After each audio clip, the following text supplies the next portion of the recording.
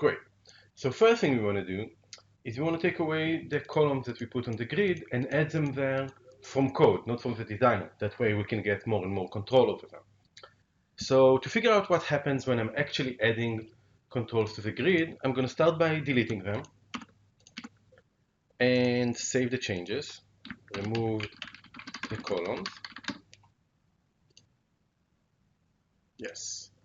And then I'm going to add a single column and study what's going on. I'm going to add product ID and click generate.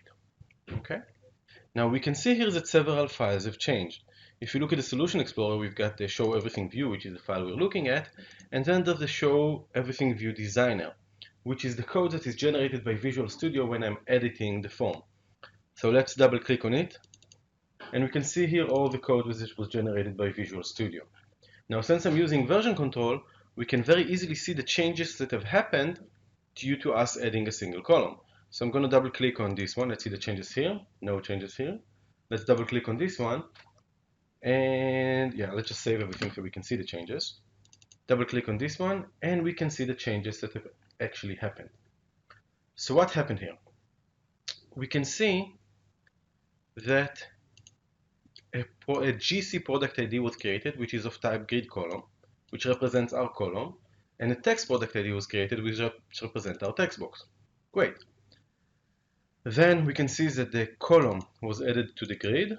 We can see that the column properties were being set, the text properties were being set, and the grid, pretty much that's it. This is just resume layout, which is meaningless in our context. Great. So what I want to do now, I want to take this code out of here and place it in the normal code, in the code that we have in our view. That way it will be easier for us to play with. So let's go there and let's create this nice little refactoring of moving things around. So I'm going to take these two entries from here and place them here. I'm going to take everything that has to do with the GC and the text product ID and put them here. And there's the line over here that I can take. Great. And if I am correct, you should see no more relevance here to product. Now there's just a suspend and resume, which we don't need.